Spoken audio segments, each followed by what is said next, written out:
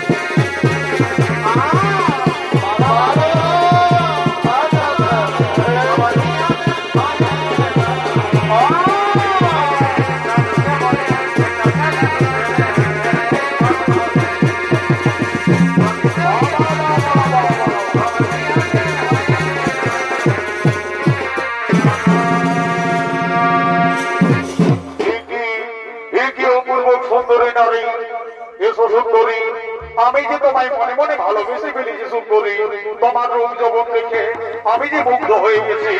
এসো এসো সুন্দরী এসো, আমি যে তোমার সাথে বিয়ে করতে চাই।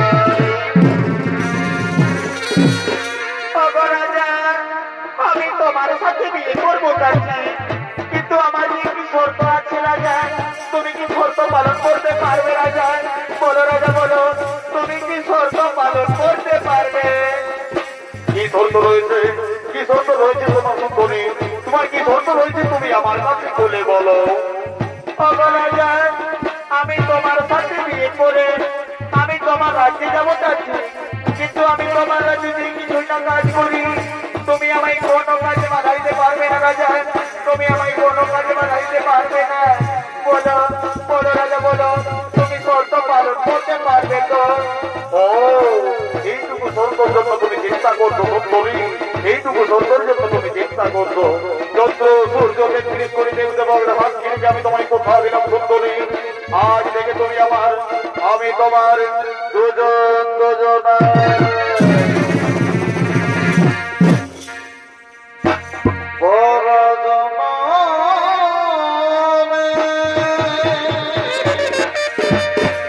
ভাই তোমার লাগিয়া শোন রাখিব মর হিয়া, ভালোবাসো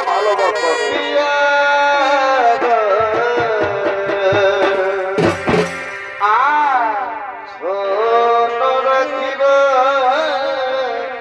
মর হিয়া। আরে ভাই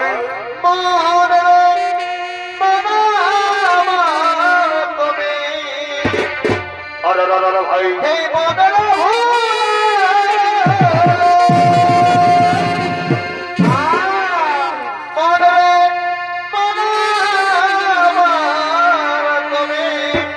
আরে ভাই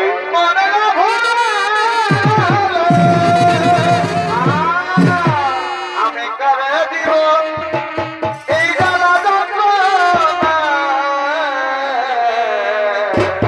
আরে ভাই শোন রাখিব মর হিয়া। আরে ভাই শোন রাখিব মর হিয়া।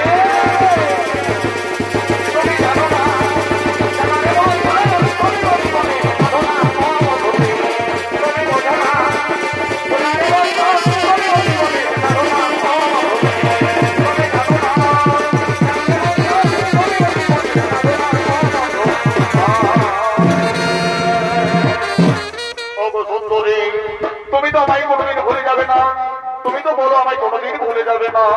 না বন্ধু, আমি তোমায় কথা দিলাম, আমি তোমায় কোনোদিন ভুলে যাব না, আমি তোমায় কোনোদিন ভুলে যাব না। আজ নিশি রাতে আরে ভাই আর থাকো যদি পাশে,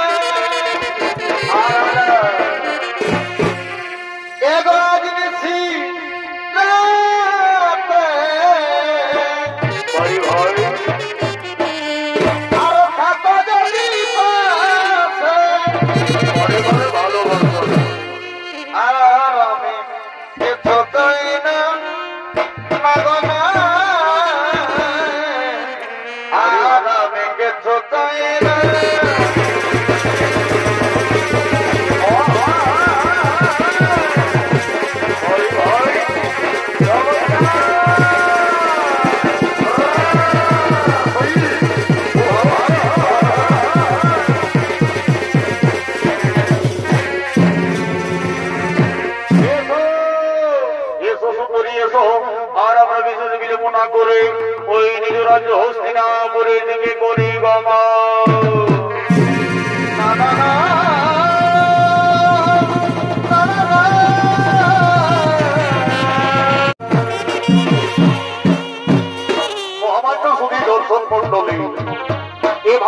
মহারাজ শান্তনু ও দেবী গঙ্গার প্রেম বিবাহ হলো। বিবাহ হওয়ার কিছুদিন পর মহারাজ শান্তনুর স্পর্শে গঙ্গা গর্ভবতী হয়ে এক এক করে গঙ্গা শাস্ত্রী সন্তানকে জন্ম দিল। কিন্তু জন্ম দেওয়ার কারণে সেই সন্তানকে নিয়ে গিয়ে সমুদ্রে রবাঞ্চলে গঙ্গা ভাসিয়ে দিয়েছিল। কিন্তু প্রতিজ্ঞা বলছিল মহারাজ শান্তনু তাকে কিছুতেই বাধা দিতে পারেন না। অষ্টম গর্ভে যখন গঙ্গা গর্ভবতী হলো সে সময় সেই সন্তানকে জন্ম দিয়ে তাকে সেই সমুদ্রে রবাঞ্চলে ভাসিয়ে দিতে যেতেছিল। কিন্তু মহারাজ শান্তনু পুত্র জ্বালা সহ্য করতে না পেরে তাকে বাধা দিয়েছিলেন। বলেছিলেন গঙ্গা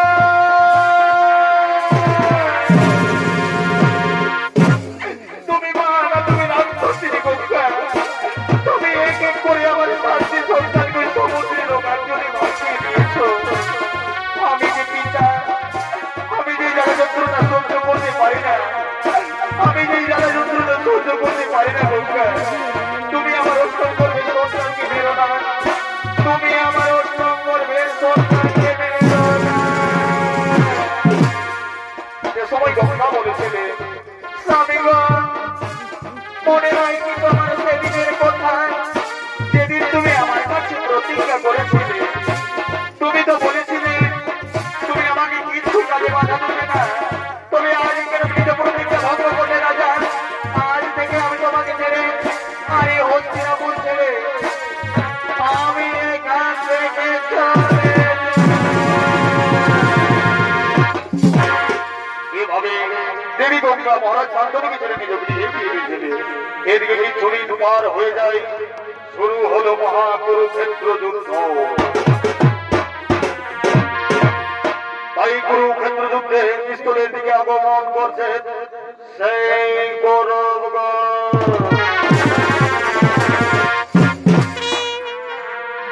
ভাই দুর্যোধন আর দমাচর্য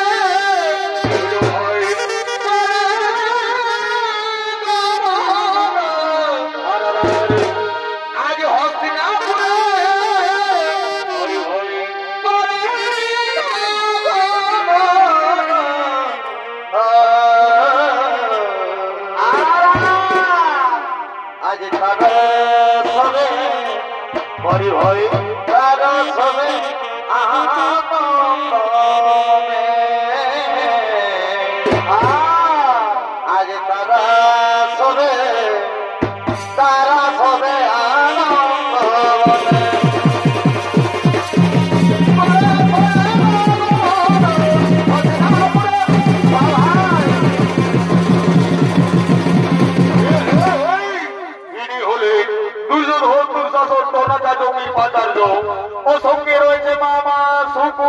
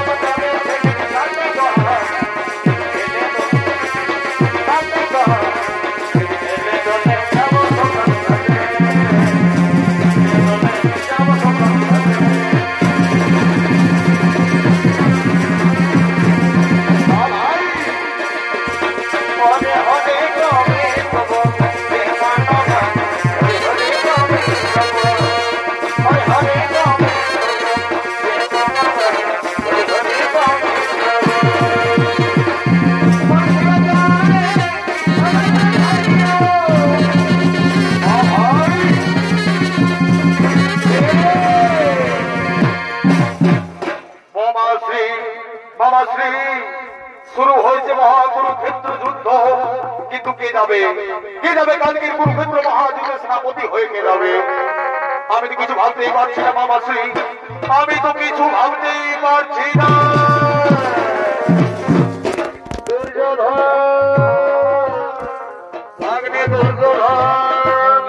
কেন কোনো চিন্তার কারণ? তোমার রাজ্যে তো রয়েছে মহানথিগণ, তুমি তাকে করো স্মরণ, তুমি পিতামহ বিষ্ণুকে করো স্মরণ। মামাশ্রী, তুমি ঠিকই বলেছো মামাশ্রী, তুমি ঠিকই বলেছো। আমি তাই করবো মামাশ্রী, আমি তাই করবো।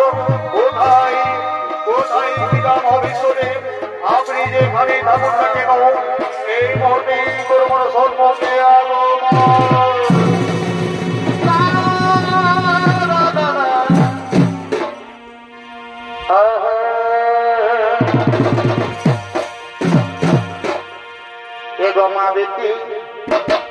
সত্যের সত্যি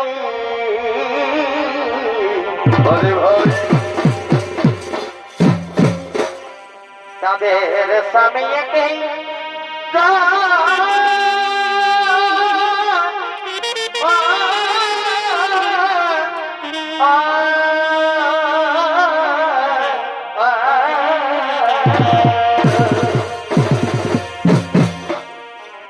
এগো মা বিবি সত্যি সত্যি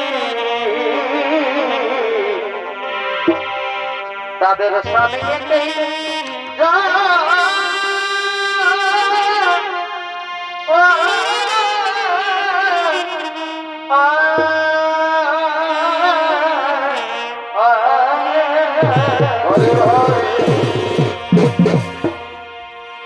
এগো সোতার ক্ষেত্রে,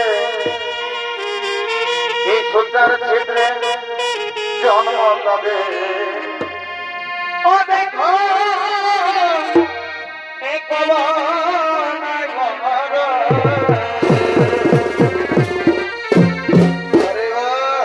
সোতার ক্ষেত্রে জন্ম তবে ও দেখো বাবা নাই আরে ভাই, ওকে মলকে এ লতে গো,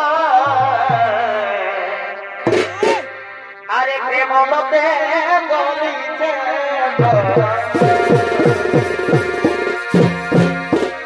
ওকে মলকে এ লতে গো, প্রেম লতে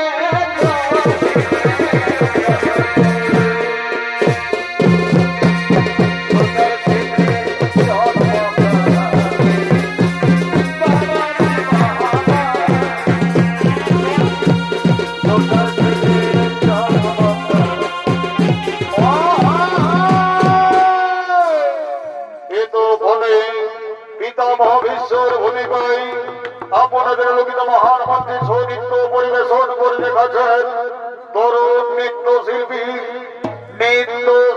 সুদর্শন কালিন্দে।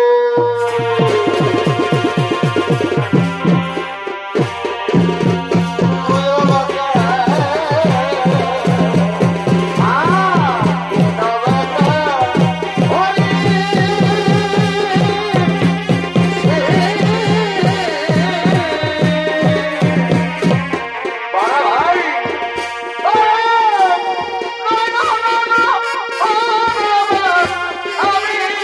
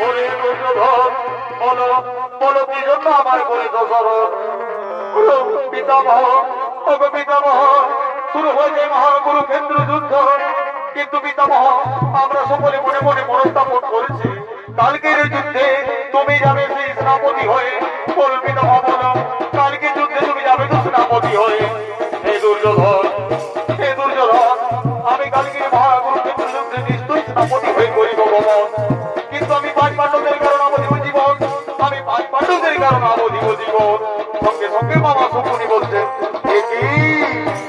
একই কথা বললে মা তুমি একই কথা বললে তুমি যাবে বীর যোদ্ধার মতো সেই কুরুক্ষেত্র মহাযুদ্ধে কিন্তু কেন তুমি পাঁচ পাণ্ডবদের প্রাণে মারবে না কেন তুমি পাঁচ পাণ্ডবদের প্রাণে মারবে না সঙ্গে সঙ্গে দুর্যোধন বলেছে না বাবা শ্রীরাম আমি কিছু জানতে চাই না আমি কিছু করতে চাই না আমি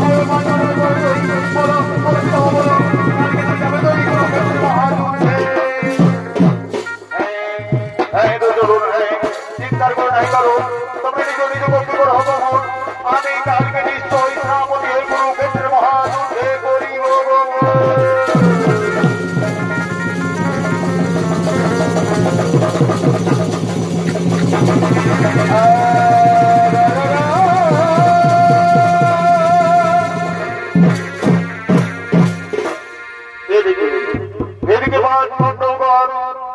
এদিকে পাণ্ডবগণ সেই যুদ্ধ করার জন্য কুরুক্ষেত্র যুদ্ধস্থলের দিকে পড়ছে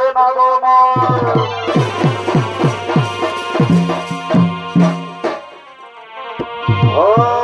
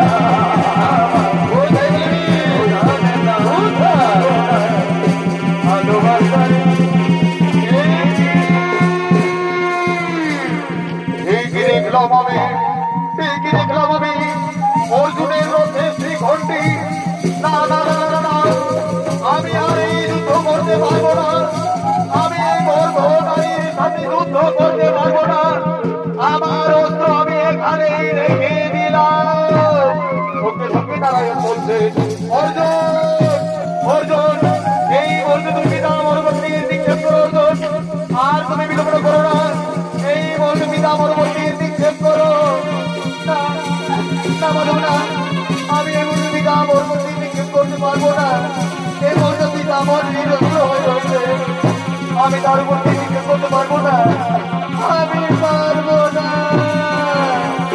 অর্জুন, তুমি চিন্তা করো না, তুমি কোনো ধর্ম কাজ করো না অর্জুন, তুমি ধর্মযোদ্ধা, তুমি তীর নিক্ষেপ করো, তুমি তীর নিক্ষেপ করো।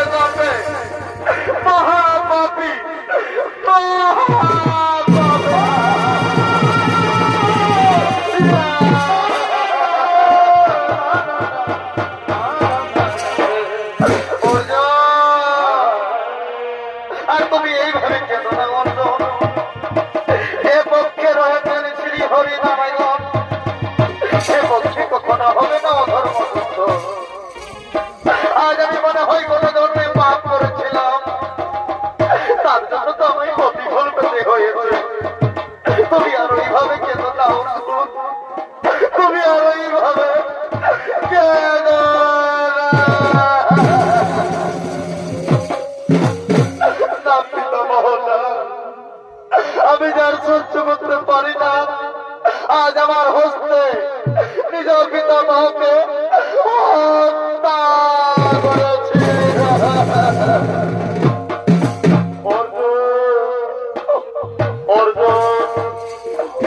আমার যে বড়ই জল পিপাসা পেয়েছে অর্জুন, জল পিপাসায় যেন আমার প্রাণ ছটফট করছে অর্জুন। তুমি একটু আমাকে জল খাবে না অর্জুন, তুমি একটু আমাকে জল খাবে না? হে পিতামহ, হে পিতামহ, আমি আপনাকে নিশ্চয়ই করবো জলপান, আমি আপনাকে নিশ্চয়ই করবো জলপান। কোথায় ভাই, কোথায় ভাই বলুন, আমার গান দিয়ে দাও, আমার গান দিয়ে দাও।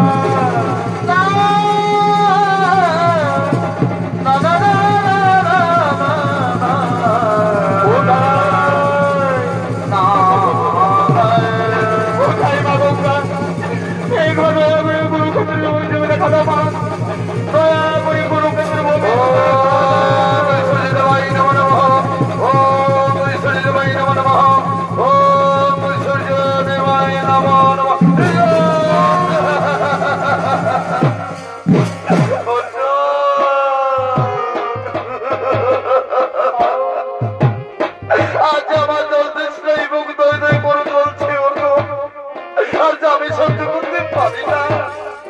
ওরে বৎস, আমার একটু জলপান করাও, আমি যার সহ্য করতে পারি না। আমি তাই করবো, আমি তাই করবো পিতামহ। কোন পায়ে গত করতো আমি মাগো, এই কুরুক্ষেত্রে একবার কখন ওম সূর্যদেবায় নমো নমঃ, ওম সূর্যদেবায় নমো নমো নমঃ, ওম সূর্যদেবায় নমো নমো নমঃ।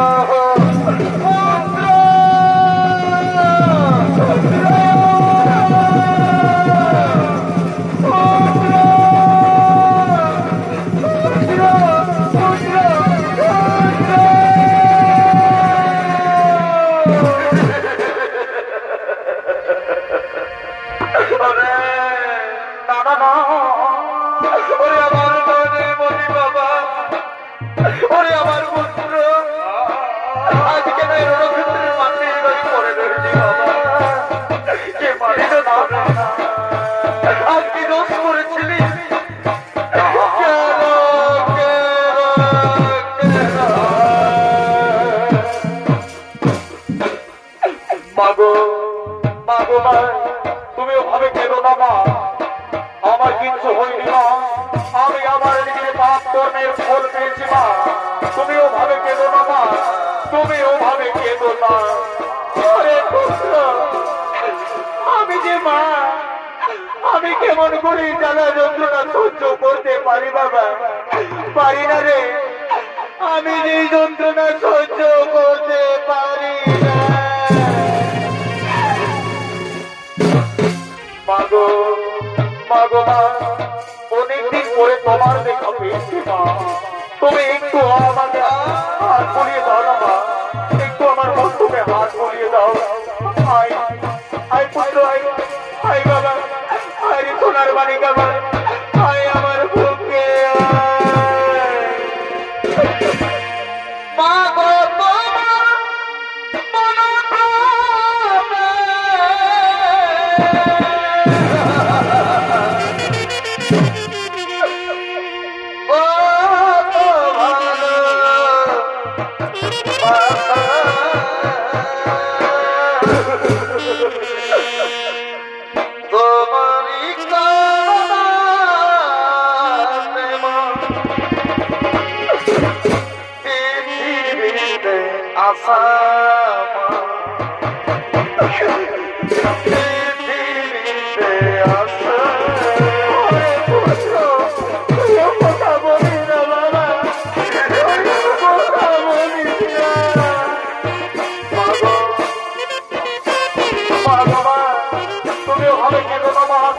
তোমার চোখে আমি দেখতে পারছি না মা, তুমিও ভাবে কেন না? আমার কিন্তু হয়নি, আমি আমার বড় আমি আমার পাপ করে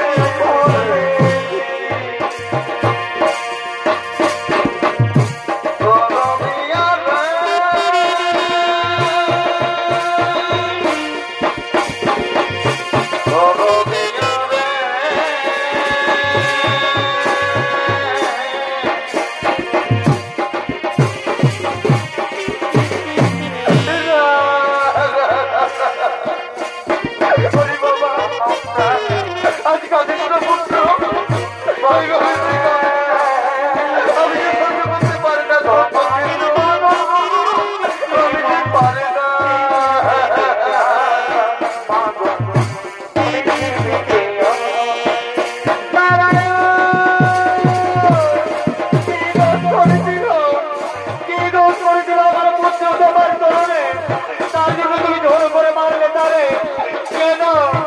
কেন?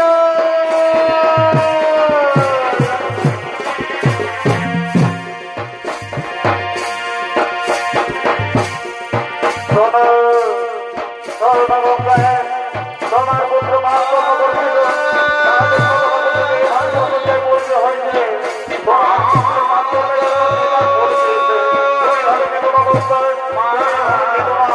তোমার পুত্র ধর্মযোদ্ধা করে ধর্মযোদ্ধার মতো সংসদীয় লাভ করেছে। তুমি এভাবে প্রভু নারায়ণ, এই প্রভু নারায়ণ, আমি যে জানা যন্ত্রের সহ্য করতে পারি না, আমি যে মা, আমি কি মনে করে চারি এই কাছ থেকে অর্জুন কেন কেন মারলে আমার পুত্রকে? তুমি যেমন আমার পুত্রকে মারলে, তেমন আমি তোমায় অভিশাপ দিচ্ছি, নিজ পুত্র হচ্ছে একদিন তোমার হইবে মরণ।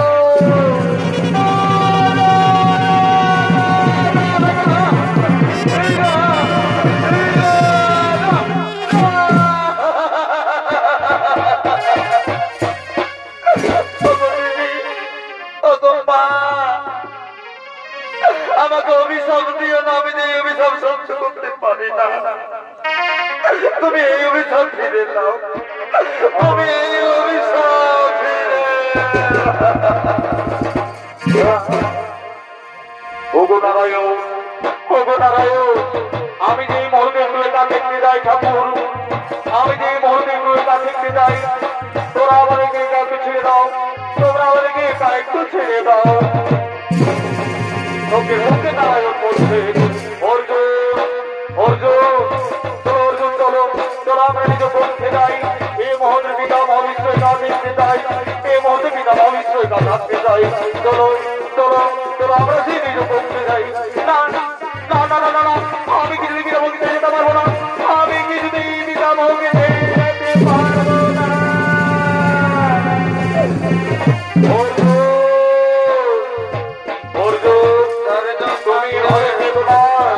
এভাবে কাঁদলে তোমার সভা দেবে না অর্জুন। তোমাকে কালকে আবার যুদ্ধ করতে হবে। যাও অর্জুন, তুমি নিজ পক্ষে যাও।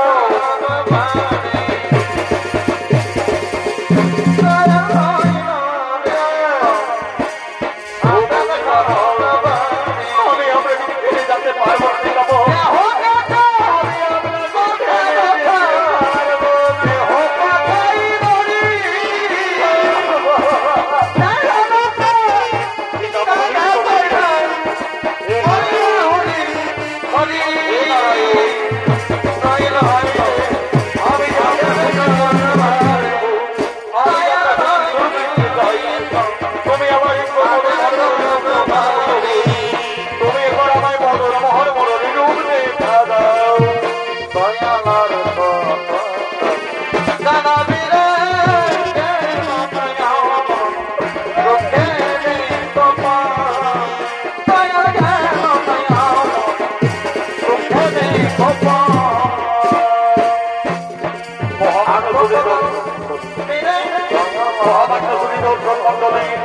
এদিকে পিতা মহাবিশ্বের কথা মতো শ্রীকৃষ্ণ ভগবান তার মদন মোহনীয় ধারণ করলে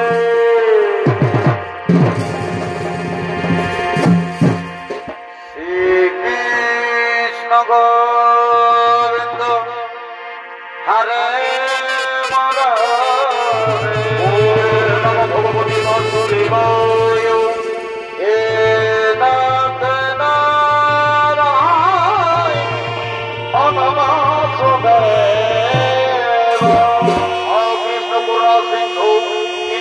জগৎপতি গোপী গোপিকা কান্ত রাধা কান্ত নমস্তুতে নমস্তুতে।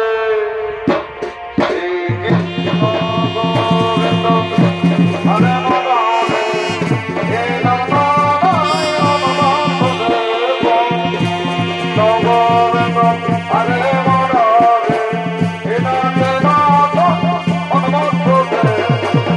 জগৎ কৃষ্ণ ভজ শ্রীকৃষ্ণ কৃষ্ণ বিনা কেহ না, কৃষ্ণ নামে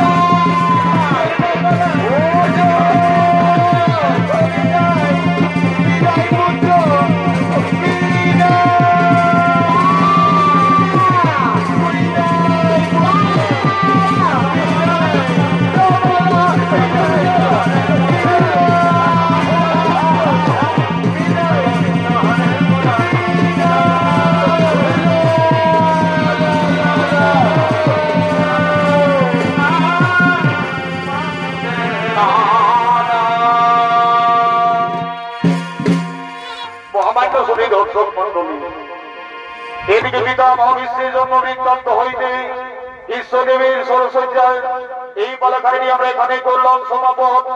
নাচে গানে ধাপে তালে সুরে বাক্যে যদি কিছু ভুল ত্রুটি হয়ে থাকে তাহলে নিজ গুণে ক্ষমা করে দেবেন। নমস্কার, নমস্কার, নমস্কার।